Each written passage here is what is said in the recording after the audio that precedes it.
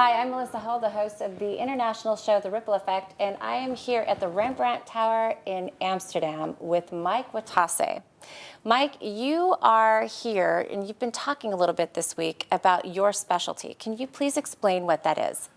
Well, I'm recognized as a mentor for sales managers, sales representatives for their closing skills. So the art of conversions, is it really about acquisitions and how to close deals? Is that what you're talking about? Okay. That's what I'm talking about. So the closing process is the most important, the sales process. Absolutely. That's what I believe. Well, I would agree. Give me some examples of your techniques that improve that conversion rate or the closing those sales. There are many, many interesting tips and techniques Right. that I can teach them or you. Well, one of the interesting things is, three buttons theory. Okay, before your prospect is be in a state of getting interested in something, some sort of a small trauma has to be handled. Okay, please explain what you mean by that. Most people have a bad experience of being helped or being controlled. I see. And if they're sort of, if somebody approaches you and suddenly says, "I can help you," if he says, can you sort of a little bit overwhelmed? Yeah. Oh, right now? Right now. Okay. Okay. Do you believe in somebody who suddenly approaches you? I can surely help you now. Oh, that would be wonderful. Oh, really? Yeah. Some people have, many people in the past Yes. have some bad experience about being helped and also being controlled. Okay? Absolutely. And, pushing the button of their mind means, handling that, psychological thing. Right. Like pushing the control button means, you give them a little bit of control to them. I see. So you're and then okay. they can so relax. I And, see. Okay. Okay, being controlled is not bad at all, or something like that. For example, many people ask you to raise hand. Yes. Okay? And the people somehow raise a hand, and they don't feel bad, and they realize that being controlled is nothing bad at all. That's pushing the control button. Okay. Oh, that's a very unique way of looking at it. I've always thought of it as kind of a compliant thing, that you're joining in.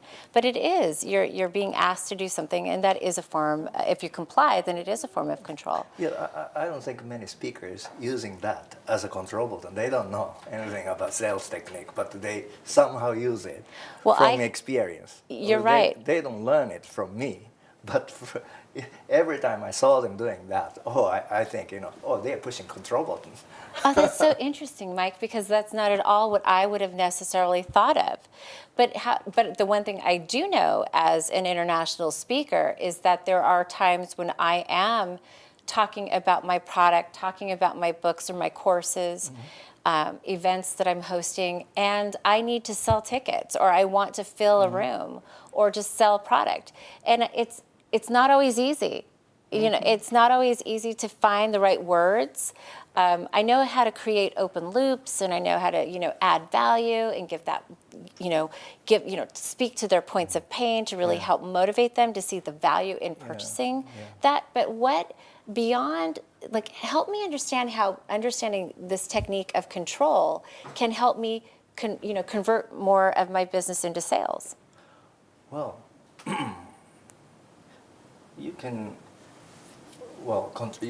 You're mentioning about only control button. Yes, but I want to know more. It's a series of buttons. Right. It's a process. So Okay. it's sort of difficult to talk only about control button, but it's not very difficult. Just give your audience, or if it's one-on-one meeting or session, it's easier. But give them any control it doesn't necessarily have to be raise your hand stuff of thing. Okay. And if you're a salesperson, okay, and if I'm a prospect, just ask me to do something very, very easy to do.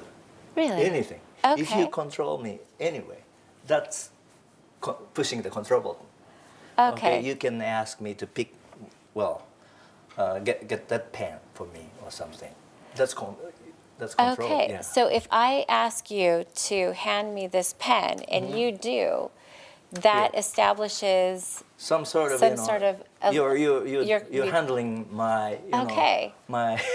Okay, no, this is fascinating to me. Yeah. I'm fascinated by this. So, what does that then lead to? Is it sort of like an onboarding? Because I'm guessing that there's a second and third step. Third steps, Okay. and finally, he is sort of become easily being persuaded I to see. anything you offer.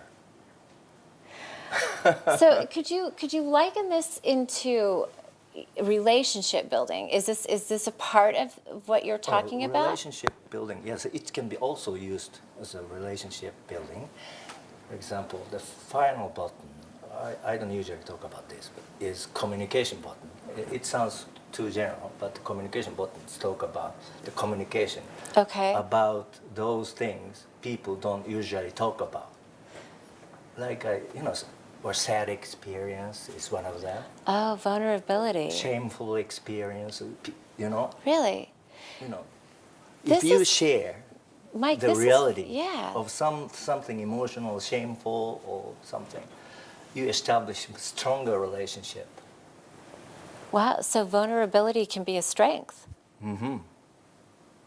Wow. That's kind of a by talking ninja. about your past tragedy, I you're see. pushing the Yeah. communication button. I see. So is the communication button also something that invokes like an emotional kind of response? It connects you to that other person in That's some right. significant That's right. way? Okay. Exactly. That's very interesting. I don't know that I ever would have associated doing that with a tactic for increasing my sales. So this is really interesting, Yeah. Mike, because as you know, I do have a very kind of tragic story that I tell about how I became a speaker and a writer and a television show host. I thought that was just, a part of me and this journey. I've never thought of it as the connector to my audience that would lead to increased sales. Yeah.